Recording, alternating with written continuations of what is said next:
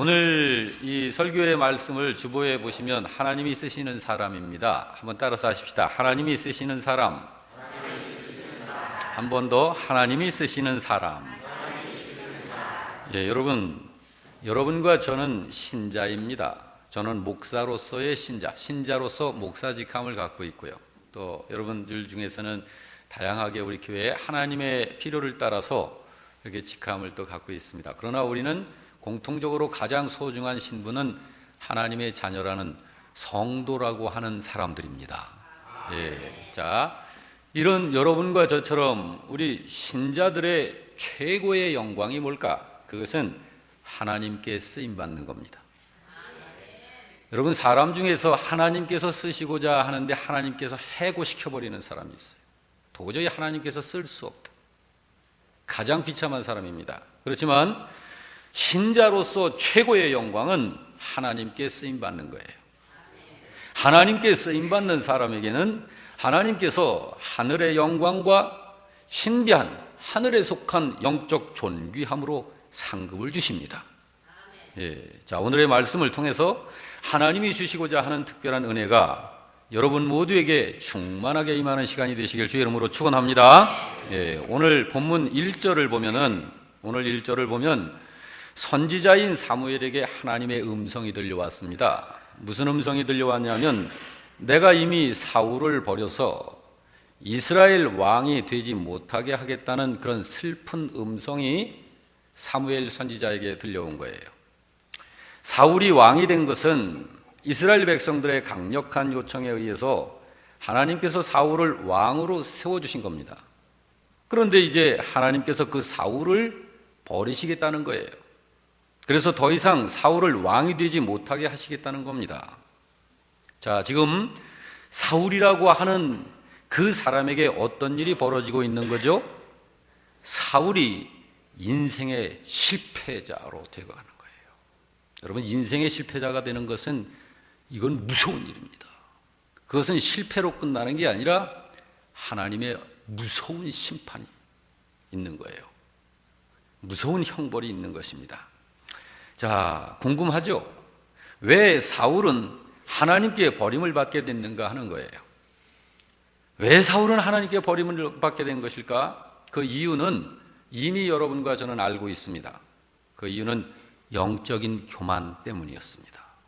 영적인 교만은 참 무서운 겁니다. 이 사울은 처음에는 참 순종 잘했어요. 그래서 순종을 잘해서 아주 흥했습니다. 하나님께서 그 사람을 이스라엘의 왕으로 세우기까지 얼마나 잘 됐는지 몰라요. 그렇지만 나중에는 불순종함으로 하나님께 버림받게 되는 그런 사람이 된 것이 사울입니다.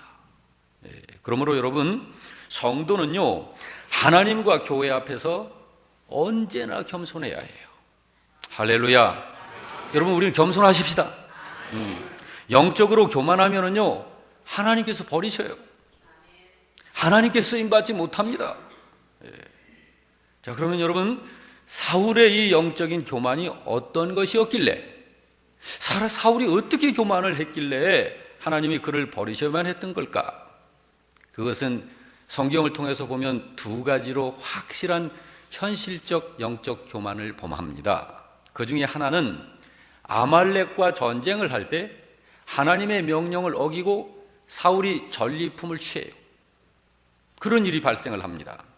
하나님은 이 전쟁의 승리자가 하나님이신 것을 분명하게 하기 위해서 전리품 중에 하나도 사람이 취하지 말라고 명령하셨었어요.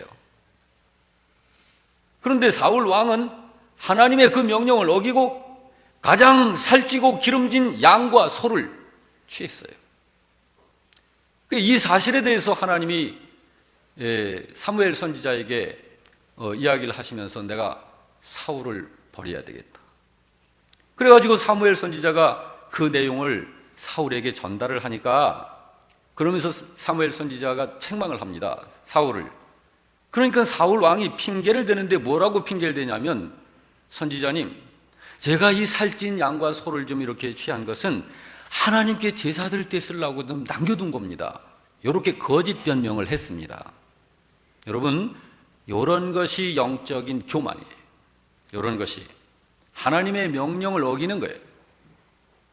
여러분, 하나님의 명령은 애매하지 않습니다. 하나님의 명령은 분명합니다. 그리고 하나님의 명령은 항상 절대적입니다. 그 분명하고 절대적인 하나님의 명령에 대해서 사울의 입장이 이런 입장을 취한 거예요. 이렇게 분명한 하나님의 그 명령을 어긴 거예요. 바로 이것이 영적인 교만의 하나입니다. 또 하나가 있습니다.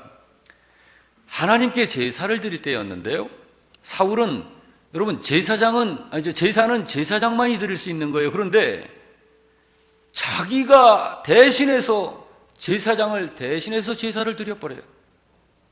그러면서 제사장의 권위를 무시하고 자기 마음대로 제사를 지낸 그 일이 결정적 영적 교만으로 하나님 앞에 버림을 받게 된 그러한 요인이 됩니다. 자, 여러분, 이런 것이 바로 영적인 교만입니다. 교만, 그러면 교만이라는 게 이렇게 따로 있는 게 아니라 하나님의 분명하고도 절대적인 그 명령을 대수롭지 않게 여기면서 자기의 어떤 생각 같은 것을 가지고 하나님의 그 명령을 어긴다든지, 어떤 하나님께 제사하고 예배할 때 이런 예배나 제사에 대해서 예배 인도자의 권위를 무시하고 자기가 왕이니까, 자기가 권력자니까 자기 마음대로 그냥 제사도 말이야 드려버리고 자기가, 이런 것이 영적 교만입니다. 사울은 처음서부터는 그러지 않았어요. 처음에는 얼마나 순종 잘했는지 모릅니다. 그런데 나중에는 이런 사람이 돼버린 거예요. 오늘 우리는 사울의 이런 실패를 교훈 삼아서 지금 승리하는 것도 중요하지만, 지금 우리가 아버지 하나님 앞에 잘 서 있는 것도 중요하지만, 우리의 인생의 마지막까지 실패하지 않냐고 승리하는 신자가 되도록 우리는 그렇게 가야 할 것입니다. 그래서 우리는 따라서 합시다. 지금도 잘 되고 끝까지 잘 되는 그런 승리자가 되시길 주 이름으로 축원합니다. 네. 인생의 마지막까지 승리자가 돼야 돼요. 여러분, 9라운드까지 이기다가 10라운드에 가서 치면 그 선수는 어떻게 되는 거예요? 패하는 거예요.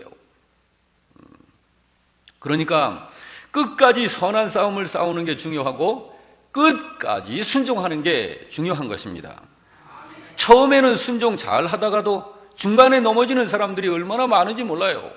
신앙생활을 하다 보면 우리 교회도 그런 분들이 참 이렇게 꽤 있어서 어떻게 하면 이런 것을 방지하고 어떻게 하면 이런 것들을 우리들이 깨어 있어서 정말 끝까지 승리자로 가는 이런 신앙생활을 할 수 있을까?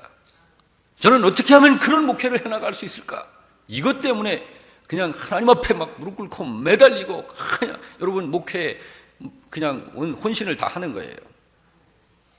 그런데 여러분, 끝까지 승리자가 되고 싶지 않은 사람이 어디 있겠어요? 그런 마음은 있지만 실제는 그렇게 못 간다는 거예요. 자, 여러분, 많은 신자들이 왜 중간에 패배자가 되고 여기 사울처럼 그렇게 될까요? 영적인 교만이 들어오게 되면 그렇게 되는 거예요. 영적인 교만이 들어오게 되면 조금 형편이 좀 좋아진다든지 또는 좀 하는 일이 좀 잘 풀리게 되고 그러면 자기도 모르게 영적으로 교만해져 가지고 이렇게 돼버려요. 이렇게. 예. 그래서 여러분, 시작만 중요한 게 아니에요. 시작도 중요하지만 끝맺음이 얼마나 중요한지 몰라요. 유종의 미를 거두는 거. 여러분, 한 예를 들자면 우리가 항상 매월 마지막 주부터 매월 첫 주가 시작되어지는 그 연결 주간, 여기는 일주일씩 전교인 특별 기도 주간으로 항상 그렇게 우리 교회는 기도합니다. 그래서 여러분, 전교인이 이때는 한 달에 한 주간씩은 우리들이 특별 기도 기간으로 가져서 새벽에 기도하자. 응? 그렇게 하는데 이제 겨울에 너무 춥고 우리 보일러도 좀 고장이 나서 참 너무 춥고 그래서 한 2달 이렇게 쉬었습니다마는 이 한 주간 동안 특별 새벽 기도를 시작을 하면 성도들이 그래, 한 주간 동안 나 기도 좀 해봐야지 하고 그렇게 마음을 먹었다가도 한 2번이나 3번 정도 나오면 못 나와. 이제 끝이 거기서 그냥 중단돼 버리는 거예요. 이렇게. 응? 여러분, 이런 거 주일 성수 같은 것도 그래요. 새해 첫 주가 시작이 될 때 금년 52주는 내가 빠지지 않고 하나님 앞에 성수하리라. 이렇게 다짐을 했으면 끝까지 그렇게 가도록 큰 노력을 해야 되는데, 한 3월 달, 이제 요 달 정도 지나고 4월, 그래서 벚꽃부터 이제 씹히기 시작하고, 이렇게 막, 그런 이제 봄 냄새가 막 나기 시작하면, 이제 가족들, 친구들 토목하게 하면서 뭐 이런 모임, 저런 모임에서 들판으로 나가고 산으로 나가고 하면서 이게 자연스럽게 중단이 된다. 이런 것이. 이런 거예요. 예? 11조 생활 같은 것도 마찬가지예요. 벌이가 적고 그럴 때는 11조 생활 곧잘 해요. 그러면서 하나님 나 수입 좀 많이 주세요. 그래가지고서 하나님이 그냥 어여삐 여기셔서 수입도 이렇게 좀 많이 늘어나게 해주시면은 11조 액수가 불어나네 이게. 그때는 이제 아까운 마음이 들어가지고 또 중단을 한다는 거예요. 이런 것이 바로 하나님 앞에 영적인 교만입니다. 교회를 통해서 하나님께서 하나님의 일을 위해서, 얘들아 너 내가 하는 일에 같이 하지 않으련 하면서 하나님께서 하나님의 교회를 통해서 1년 동안 사역을 맡기시기도 하는데, 처음에 이 사역을 좀 맡다가 그러다가 좀 어느 정도 하다가는 그냥 포기하고 그냥 중단하고 하는 이런 거. 여러분, 우리는 끝까지 감당해야 합니다. 여러분, 하나님이 맡기신 거예요. 하나님이 맡기신 거 끝까지 감당해야 끝까지 승리하는 거예요. 그래야 열매가 있는 거예요. 자, 여러분, 끝까지가 중요합니다. 예, 끝까지. 예, 끝까지. 예. 이 시간 예배하는 여러분은 끝까지 잘 되는 승리자가 되시기를 다짐하시기를 주의 이름으로 축원합니다. 자, 1절 말씀을 더 보겠습니다. 1절을 계속 보게 되면, 여호와께서 사무엘에게 이르시되 내가 이미 사울을 버려 이스라엘 왕이 되지 못하게 하였거늘 네가 그를 위하여 언제까지 슬퍼하겠느냐. 자, 여기를 보니까 사무엘이 슬퍼하고 있어요. 선지자 사무엘이 왕이 하나님께 버림받은 것을 슬퍼하고 있는 거예요. 영적으로 교만한 이런 왕이 버림을 받은 건데 왜 사무엘 선지자는 그렇게 슬퍼할까요? 왜 그러냐면 사무엘 선지자가 기름 부어서 왕으로 세운 왕이에요, 사울은. 그러니 사무엘 선지자는 자기가 기름 부어서 왕으로 세운 그 사울이 계속 잘 되어 나가기를 얼마나 기대를 했겠습니까? 그런데 하나님 앞에 불순종하고 영적으로 교만해서 버림을 받고 참 그렇게 비참한 인생으로 그렇게 돼가고 있는 거예요. 예. 영적으로 교만해서 하나님 앞에 불순종하고 제사장의 권위를 무시하고, 그래서 자기가 직접 제사를 집례해버리고, 여러분, 이런 사무엘을 선지자 사울이 보고 있는 거예요. 너무 슬픈 거예요. 너무 마음이 아픈 거예요. 여러분, 저 같은 경우도 마찬가지입니다. 제가 목회를 하면서, 제가 단독 목회 올해 24년입니다. 전도사 생활까지 하면은 32년 목회에 지금 몸담고 있는 건데, 제가 좀 이렇게 철저하게 모든 것이 하는 부분이라 이렇게 임직자들을 그동안 이렇게 섣불리 세우질 않았어요. 그런데 우리 교회에서 정말 10년 정도 이상 이렇게 성경 공부하고 제자 훈련도 하고 이렇게 하면서 믿음을 하나하나 다져가지고 이렇게 훈련도 하고 해서 임직자를 세웠다. 그런데 이렇게 임직이 된 그런 직분자가 하나님께 인정받고 하나님께 칭찬받고 그러면 얼마나 좋아요. 그냥 그렇게 되기를 원하는데 그러질 못하고 그냥 이렇게 막 그런 모습을 보면 도중에 탈락이 되고 이런 모습을 보면 너무 그냥 마음이 찢어지는 것 같은 거예요. 너무 슬픈 거예요. 너무 마음이 아픈 거예요. 여기 사무엘 선지자가 사울 왕의 그런 모습을 보면서 얼마나 마음이 아프고 슬펐으면 사무엘 선지자는 자기의 이 세상에서의 삶을 마치는 날까지 사울을 보지 않습니다. 사울을 안 봐요. 그것이 사무엘상 15장 35절에 보면 기록되어 있습니다. 우리 한번 같이 읽어볼까요? 사무엘이 죽는 날까지 사울을 다시 가서 보지 아니하였으니 이는 그가 사울을 위하여 슬퍼함이었고 여호와께서는 사울을 이스라엘 왕으로 삼으신 것을 후회하셨더라. 얼마나 슬펐으면 이 사무엘이 사울 왕을 그때서부터 죽는 날까지 안 봐요. 우리 사무엘이 처음 사울을 기름 부어 세울 때 얼마나 기대를 했었을까요? 그때 얼마나 기뻤겠어요. 그런데 그 사울이 이제는 하나님의 말씀을 쉽게 그냥 막 어겨버리죠. 제사장을 예전처럼 그렇게 존경하지도 않죠. 이런 모습을 보면서 점점 세속화가고 타락해가는 모습을 보면서 선지자 사무엘이 너무너무 슬퍼하는 거예요. 여러분, 그래서요, 우리는 사람에게 소망을 두어서는 안 됩니다. 사람에게 소망을 두어서는 안 돼요. 성경에서는요, 소망에 대해서 말씀을 할 적에 사람에게 소망 두지 말라고 명령하고 있어요. 그러므로 여러분, 우리가 예수님 잘 믿고 살아도요, 여러분, 자식한테 소망 두고 살면 안 돼요. 자식도 사람이니까요. 배우자 간에도요, 서로 소망 두고 살 대상이 아니에요. 어떤 사람은 사업 잘하는 친구한테 소망을 두고 사는 사람도 있어요. 여러분, 이것은 굉장한 나중에 실망과 낙심과 슬픔을 경험할 근거를 갖고 있는 거예요. 저를 한번 따라서 합시다. 나는 사람에게 소망을 두지 않겠습니다. 자, 여러분, 그럼 어디에다가 우리의 소망을 둬야 될까요? 성경에서는 이렇게 말씀합니다. 오직 하나님께만 소망을 두라. 오직 하나님께만 소망을 두라. 그래야 실망하지 않는다고 합니다. 시편 146편 5절은 이렇게 말씀합니다.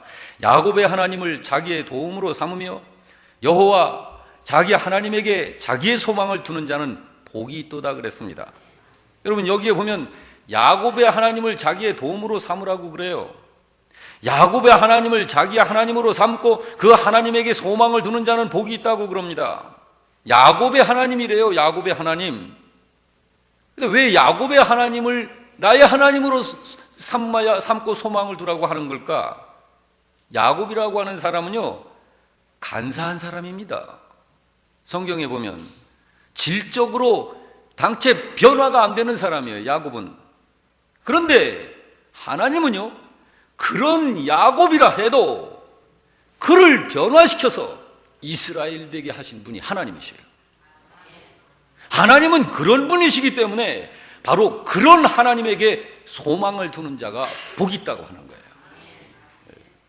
다시 말해서 여러분, 신자가 별로 나타내 보일 것이 없는 사람, 우리들 사실 다 그런 사람들입니다. 여러분과 저는 별로 배운 것이 없는 사람들, 부족함이 많은 우리들 아닙니까? 그렇지만 여기에 사울처럼 교만하지 않고 오늘 도리어 야곱처럼 오히려 좀 성질머리는 못됐지만 그래도 오직 하나님만을 바라는 그런 사람이기만 하면 하나님은 그런 사람을 붙들어서 변화시키셔서 하나님이 들어 쓰시는 하나님이십니다. 영적으로 교만하지만 않으면 오직 하나님만을 기대하는 것이 있으면 못생겨도 못 배웠어도 가진 것이 없어도 능력이 없고 재능이 없어도 하나님은 그런 사람을 붙들어서 쓰시는 거예요. 하나님은 그런 하나님이세요. 그렇습니다, 여러분. 하나님께만 소망을 두고 사는 사람은 그러므로 실망하지 않습니다. 왜 실망하지 않게 될까요? 그건 완전하신 하나님이시니까요. 하나님은 부족한 분이 없으신 분이세요. 완전하신 그 하나님이 우리들에게 분명한 약속 주셨죠. 절대적인 그러한 하나님이 하신 말씀은 전부 다 하나님께서 그대로 시행을 하시니까요. 하나님의 그런 성품, 하나님의 그런 언약 때문에 하나님은 모든 것을 합력하여 선을 이루시는 하나님이십니다. 그러므로 하나님을 소망하는 사람은 실망하시지 않도록 하시는 거예요. 여러분, 하나님은 그런 분이세요. 여기 야곱의 하나님을 자기의 하나님으로 삼고 소망을 그 하나님에게 두라는 말이 바로 그런 뜻이에요. 여러분, 야곱을 변화시킨 바로 그 하나님을 우리의 하나님으로 여러분 그분에게만 소망을 두고 사십시다. 자, 그러면서 하나님이 말씀을 하시는데 1절을 더 봅니다. 다 같이 너는 뿔을 기름에 채워가지고 가라. 내가 너를 베들레헴 사람 이새에게로 보내리니 이는 내가 그의 아들 중에서 한 왕을 보았노라 하시는지라 라고 하십니다.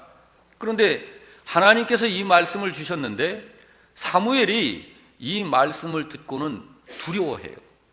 하나님이 이 말씀을 주셨는데 이 말씀을 듣고는 사무엘이 두려워합니다. 그래서 2절에 보게 되니까 사무엘이 이르되 내가 어찌 갈 수 있으리까? 사울이 들으면 나를 죽일 것입니다 라고 그렇게 대답을 합니다. 하나님에게. 여러분, 여기서 사무엘이 왜 두려워하는 걸까요? 하나님께서 말씀을 주신 건데.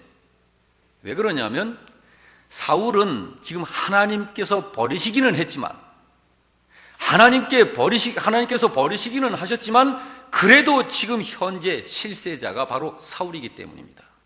이스라엘 그 민족의 왕으로 현재 있는 사람이 사울이에요.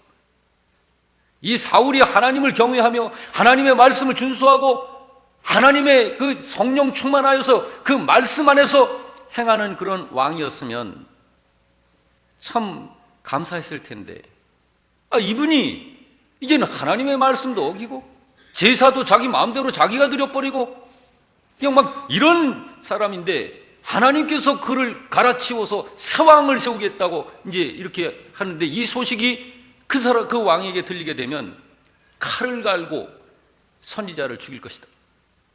그러니 지금 사무엘이 두려워하고 있는 거예요. 자, 여러분과 저는 선지자적, 제사장적, 그리고 왕적 그런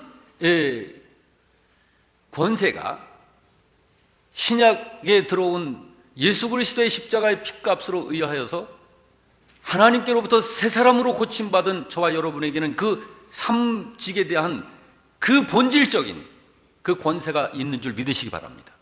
예.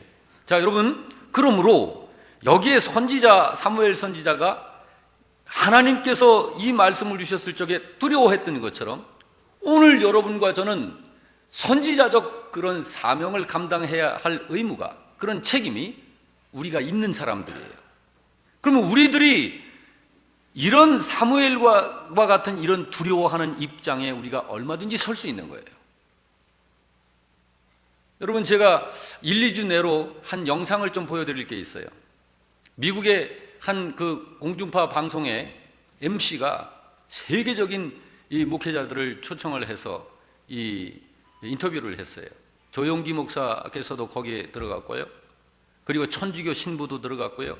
그 다음에 조엘 오스틴 목사님도 들어왔고요. 그 다음에 존 메가도 목사님도 거기 인터뷰에 들어왔습니다. 그런데 이 MC 사회자가 아주 날카롭게 질문을 하는데 여러분, 할 말을 안 해요.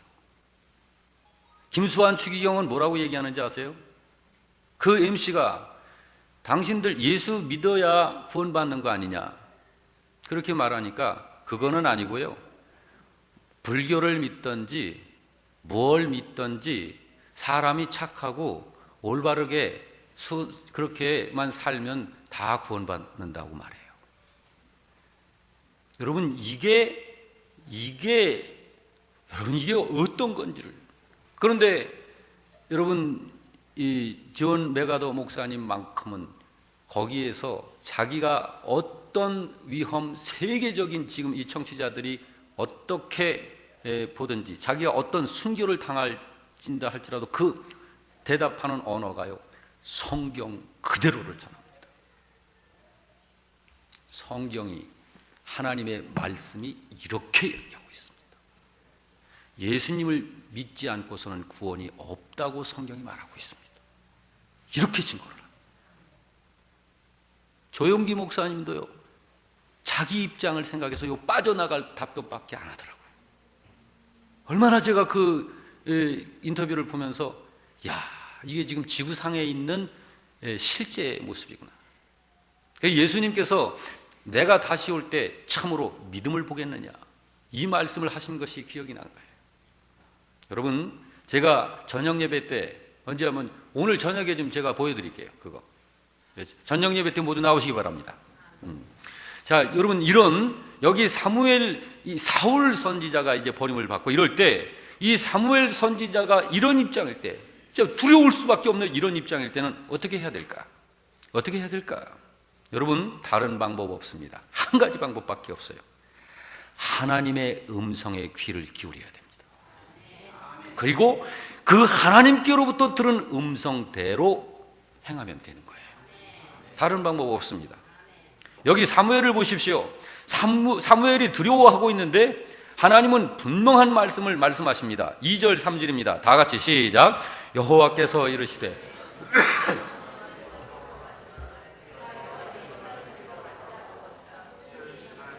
그렇게 말씀을 해 주십니다. 자, 이 두려워할 수밖에 없는 이런 상황에서 하나님께서 사무엘에게 지금 이야기를 해 주는 거예요. 그러니까 사무엘이 그대로 순종합니다. 4절에 보니까 사무엘이 여호와의 말씀대로 행하여 베들레헴으로 갔다. 자, 여러분, 우리가 순종하려 할 때 우리 신자가 실제로 순종해야 하는 내용이 뭐냐? 내용. 우리가 순종해야 되는 내용이 뭐냐? 여러분, 언제나 우리의 순종은 저를 따라서 합시다. 말씀대로 순종입니다. 말씀대로 순종이에요. 하나님의 말씀은 하나님의 지시입니다. 하나님의 지시. 여러분, 하나님의 지시 속에는 하나님의 지시만 있는 것이 아니고 그 속에는 하나님의 지혜가 있고 하나님의 방법이 그 속에 함께 있는 것입니다.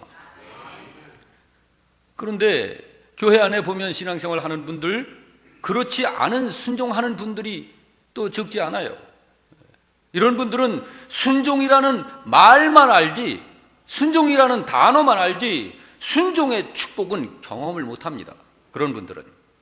여러분, 우리가 이 순종하면서 이 하나님의 살아있는 말씀에 이걸 참 경험하고 체험하고 그러면서 이 내 속에서 하나님의 그 이 힘이 막 불끈불끈 솟아나서 정말 말 그대로 믿는 자들에게는 능치 못할 일이 없느니라 하신 이스러운 사람이 되려면, 이런 사람이 되려면 하나님께서 하신 말씀의 순종이에요. 말씀의 순종입니다. 자, 이제 4절 말씀을 우리 한번 또 보겠습니다. 다 같이. 성읍 장로들이 떨며 그를 영접하여 이르되 평강을 위하여 오시나이까? 성읍 장로들이 떨었어요. 사무엘 선지자가 오니까. 여러분, 왜 떨었을까요? 이 사무엘 선지자가 오는데 성읍의 장로들이 왜 떨었을까요? 여러분, 하나님의 임재 속에서 살게 되면 이런 영적 권위가 있는 거예요. 하나님의 임재 속에서 살면 영적 권위가 있는 거예요. 이런. 이 사무엘이 그래서 그 성읍으로 도시를 찾아가니까 그 성읍의 장로들이 떠는 거예요. 그 영적 권위 앞에 압도를 당하는 거예요. 그러면서 장로들이 뭐라고 묻습니까? 평강을 위하여 오시나이까? 그러니까 5절에 뭐라고 대답을 하느냐면 이르되 평강을 위함이니라. 내가 여호와께 제사하러 왔으니 스스로 성결케 하라. 그리고 와서 나와 함께 제사하자고 그럽니다. 여러분, 사무엘은 장로들에게 성결케 하고 와서 제사하자고 말해요. 여러분, 예배는요, 성결케 하고 예배해야 하는 겁니다. 예배는요, 성결케 하고 와서 예배를 드려야 하는 거예요. 예배 가운데는 성결이 있어야 됩니다. 여러분, 성결이 뭔가요? 하나님의 어린 양의 보혈로 씻는 것이에요. 그 예배자는 하나님 앞에 나올 때에요, 회개를 통해서 자기 자신을 깨끗게 하려는 그런 중심이 있어야 되는 거예요. 뭐 그냥 시간이 되니까 예배당 오고 교회 오고 예배 한번 드리고 또 가고 뭐 이런 게 아니라 신자는 하나님 앞에 자신을 성결케 하고 그리고 아버지 하나님 앞에 나와서 예배해야 되는 것입니다. 저를 한번 따라서 합시다. 자신을 성결케 하는 중심. 나 자신을 스스로 성결케 하는 중심. 저는요, 이렇게 목회를 하면서 수요일 저녁 예배 또 새벽 예배 이럴 때 보면 예배 늦으시는 분들이 있어요. 늦게 와요. 예배 막 하고 있는데 들어오신다고요. 근데 그분들을 보면은 참 솔직히 고맙고 참 대견합니다. 왜냐하면 직장에서 또 일하다가 막 그러다가 그냥 오늘 수요일이라는 걸 생각하고 예배 사모하는 마음으로 그 예배 시간에 맞춰가려고 막 그러지만 일이나 이런 거 여러 가지들 때문에 그냥 막 마음에 분주하게 그렇게 하다가 부지런히 막 오는데 그래도 늦는 거예요. 그래도 주님 앞에 사모하는 마음으로 막 예배 참석하고 그런 신자들을 보면 얼마나 감사한지 모릅니다. 그런데 여러분, 오늘과 같이 이런 주일날 지각하는 분들을 보면 난 이해가 안 돼. 예? 예. 여러분, 모든 예배에 참석하는 신자가 1등 신자입니다. 그분은 중심이 벌써 있는 거예요. 여러분, 예배가 일주일에 한 번, 여러분, 이거 영의 양식을 받는 날인데, 하나님께로부터 말씀의 축복을 받는 날인데, 여러분, 하루에 일주일에 한 끼니 먹고 여러분 일을 할 수 있겠습니까? 사회활동 할 수 있겠습니까? 매일매일 잡수시잖아요. 그것도 하루에 3끼니씩. 그것만 잡수십니까? 중간중간 또 드시고. 하나님의 말씀을 하나님께로부터 받는 시간. 여러분, 말씀을 받는 건 예배 속에서 사실 우리가 굉장히 중요하게 받지 않습니까? 특히 하나님 앞에 나 자신을 드러내면서 하나님께 드리는 예배, 이 예배를 사모하는 그 중심이 어떤 중심일까요? 하나님이 그걸 보시는 거란 말이에요. 그것을. 그러므로 여러분, 모이기를 힘쓰는 성도들 되시길 주의 이름으로 축원합니다. 그런 신자가 1등 신자예요. 1등 신자. 우리 교회 여러분은 늘 자신을 성결케 하는 그런 복된 성도가 되시길 주의 이름으로 축원합니다. 자, 이제 5절부터 7절 말씀을 우리 다 같이 합독을 해보십시다. 내가 여호와께 제사하러 왔으니 스스로 성결하게 하고 와서 나와 함께 제사하자 하고 이새와 그의 아들들을 성결하게 하고 제사에 청하니라. 그들이 오매 사무엘이 엘리압을 보고 마음에 이르기를 여호와의 기름 부으실 자가 과연 주님 앞에 있도다 하였더니 여호와께서 사무엘에게 이르시되 그의 용모와 키를 보지 말라. 내가 이미 그를 버렸노라. 내가 보는 것은 사람과 같지 아니하니 사람은 외모를 보거니와 나 여호와는 중심을 보느니라 하시더라. 여러분, 하나님은 사무엘에게 사무엘아, 겉모습 보지 말아라. 그의 용모와 신장, 키를 보지 말라. 하나님이 그렇게 일러주셔요. 그런데 여러분, 사람은 사실은 철저히 그거 보지 않습니까?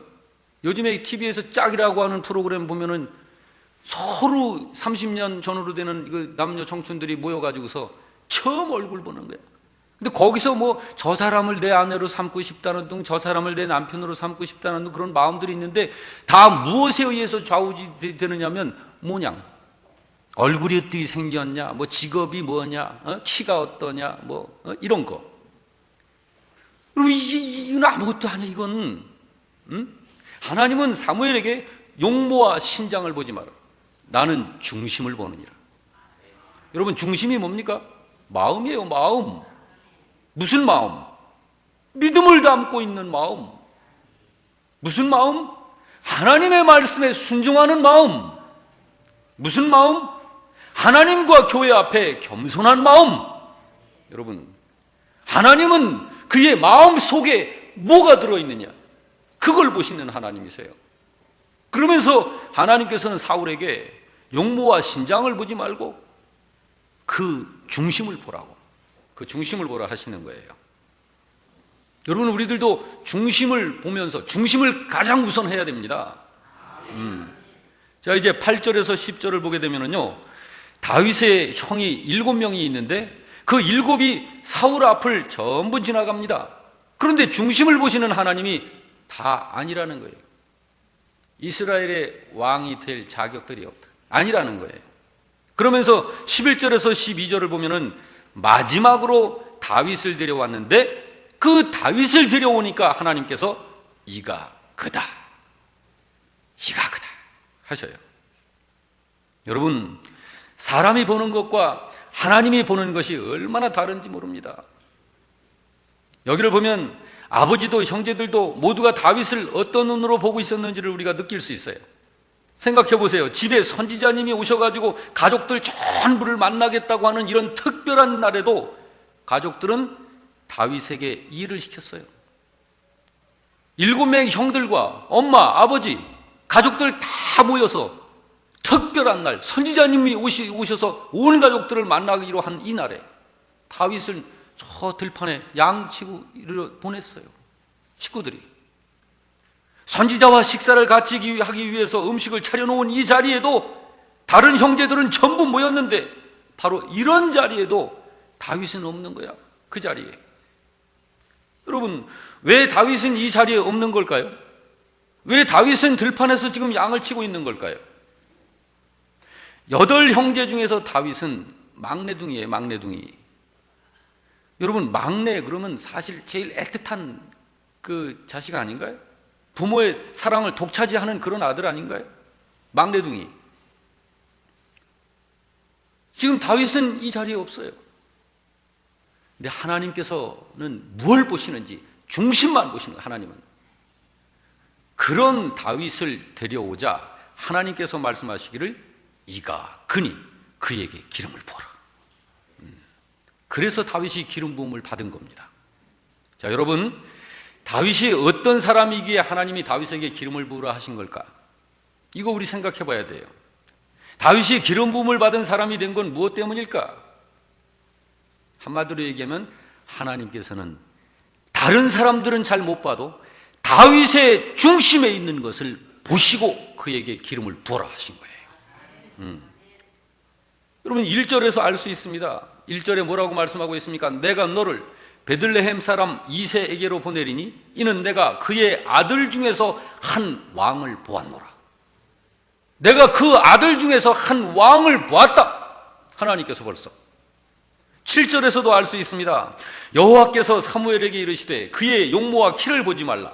내가 이미 그를 버렸노라. 내가 보는 것은 사람과 같지 아니하니 사람은 외모를 보거니와 나 여호와는 중심을 보느니라. 그렇습니다, 여러분. 하나님은 외모를 보시지 아니하십니다. 여러분, 이 외모라고 하는 게 뭘까요? 외모. 인물을 본다는 거예요. 인물. 풍채. 체격이 어떠냐? 힘이 좀 있느냐? 키는 어떠냐? 얼굴은 어떻게 생겼느냐? 그러면서 또한 사회적 조건, 이런 걸 보는 거예요. 학교는 어디까지 나왔냐? 어느 학교를 나왔냐? 지금 또 직업은 뭐냐? 이게 바로 외모입니다. 그런데 하나님께서 그런 거 보시지 말래요. 중심을 보라는 거예요. 중심. 중심은 뭔가요? 아까 말씀드렸죠. 마음, 성품, 인격. 여러분, 주님께 순종하는 마음, 하나님의 성품을 닮은 마음, 그걸 보라는 거예요. 그걸. 그러면 여러분, 하나님께서 다윗을 보실 적에 그 중심을 보시고 뭐라고 하나님께서 고백을 하셨죠? 내가 다윗을 보니 내 마음이 합한 자다. 중심이. 우리는 다윗의 그 중심을 오늘 본문 12절에서 느낄 수 있습니다. 12절 말씀 다 같이 볼까요? 이에 사람을 보내어 그를 데려오매 그의 빛이 붉고 눈이 빼어나고 얼굴이 아름답더라 했습니다. 여길 보게 되면 다윗이 왔는데 빛이 붉고 눈이 빼어나고 얼굴이 아름답더라 했습니다. 그의 빛이 붉었다는 것은 이건 뭘 의미하느냐면 햇볕에 많이 노출이 되어 있었다는 거예요. 피부 색깔이 아주 그냥 백옥처럼 우유빛처럼 그냥 빨개가지고 그런 게 아니라 구릿빛처럼 햇빛에 그을려서 피부는 그을렸고 손바닥은 굳은 살이 배겼다는 거예요. 한마디로 다윗은 자기가 맡은 일에 성실했다 이 말이에요. 성실했다. 맡은 양떼를 지키고 먹이고 보호하는 일에 충실했다 이 말이에요. 충실했다. 여러분, 양떼를 치는 일은 사실은 천한 일입니다. 그건 사람들한테 이렇게 품값을 주고 양을 대신 맡기기도 하고 그러는 거예요. 양치는 이 일, 그 일은 안 하려고 그러는 거예요. 하기 귀찮아하는 일이에요. 그렇지만 다윗은 자기가 맡은 그 일에 최선을 다하는 거예요.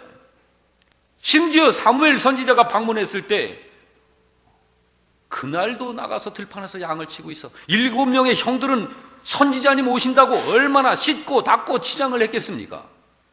그러나 다윗은 그때에도 들판에서 양을 치고 있는 거예요.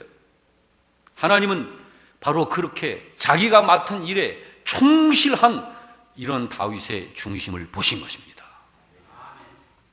여러분, 우리는 다윗이 자기 일에 얼마나 충실했는지를 다윗이 직접 했었던 말을 통해서도 알 수가 있습니다. 성경에 뭐라고 말씀하고 있습니까? 곰이나 사자가 양을 움키려 달려들며 오면 그 사자의 입속에서 양을 끄집어냈다, 살려냈다. 선지자님이 오시는 오늘도 다윗은 지금 들판에서 양을 치고 있는 거예요. 우리 교회 성도 여러분들, 여러분도 맡은 이 일에 충실하시기를 주의 이름으로 축원합니다. 우리 각자가 맡은 일에 충실해야 해요. 그게 중심이에요. 그거 중심. 그 중심을 하나님이 보시는 거예요. 그리고 다윗을 보니 눈이 빼어났다 그랬습니다. 여러분, 눈이 빼어났다. 눈이 총기가 있고 살아있다 이 말이에요. 여러분, 사람의 눈을 보면요, 어떤 사람은 분노와 증오가 가득 찬 눈이 있습니다. 그런 사람들은 살기가 돕니다. 아주 무섭습니다. 또 어떤 사람은요, 아주 음란한 사람이 있어요. 그 사람 눈을 보면요, 은큼해요. 또 비전 있는 사람의 눈을 보면요, 희망으로 가득 차 있어요. 그럼 이 사람의 눈은 그의 영적인 모습을 이렇게 볼 수 있게 해주는 거예요. 눈이 빼어났다. 눈이 빼어났다. 다윗은. 여러분들 눈이 빼어나길 바랍니다. 중심으로부터 그것이 나오는 거예요. 또한 보니까 얼굴이 아름답더라 했습니다. 바로 이런 말씀 속에서 우리도 다윗의 그 마음 속에 무엇가 들어있길래 다윗은 이러했는지를 우리는 느낄 수 있는 거예요. 우리도 알 수 있는 거예요. 하나님은 다윗의 그런 중심을 보신 겁니다. 여러분이요, 이렇게 하나님은 자기 일에 충실한 사람을 찾으십니다. 그 일이 사람이 볼 때 대수롭지 않게 보여도요, 그 일에 충실한 사람, 바로 그런 사람을 하나님은 찾으시는 거예요. 그리고 바로 그런 사람에게 기름을 부으라 하시는 거예요. 이런 하나님이십니다. 바로 저와 여러분이 그런 중심의 사람이 되시길 주의 이름으로 축원합니다. 베드로전서 5장 5절 6절을 우리 합독합시다. 젊은 자들아, 이와 같이 장로들에게 순복하고 다 서로 겸손으로 허리를 동이라. 하나님은 교만한 자를 대적하시되 겸손한 자들에게는 은혜를 주시느니라. 그러므로 하나님의 능하신 손 아래서 겸손하라. 때가 되면 너희를 높이시리라 했습니다.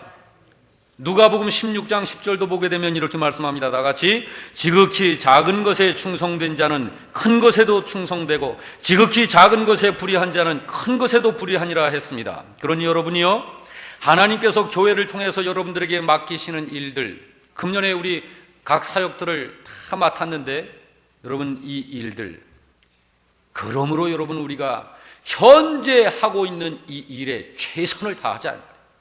최선을 다하자. 기관에서 맡은 일, 거기서 최선을 다하는 거예요. 부서에서 맡은 일, 거기서 최선을 다하는 거예요.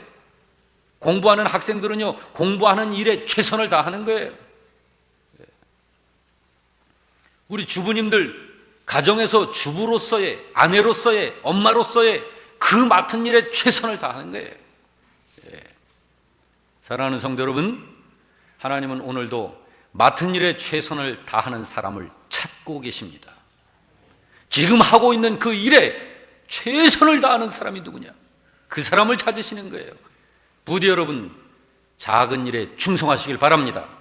하나님은 그런 중심만을 보시는 하나님이세요. 그러니 주어진 일에 최선을 다하겠다고 결심하시기를 바랍니다. 하나님은 그런 신자를 찾으셔서 기름을 부어 세워주시는 거예요. 그런 신자를 기름 부어서 하나님 앞에 세우시고 영적 권세를 주시고 주님의 오른팔로 들어 쓰시는 것입니다. 우리 영락교회 성도 여러분, 다윗과 같은 그런 중심의 성도가 되어서 하나님께 기름 부음을 받고 하나님께 쓰임받는 그런 복된 여러분들이 되시기를 주의 이름으로 축원합니다. 축원합니다. 축원합니다.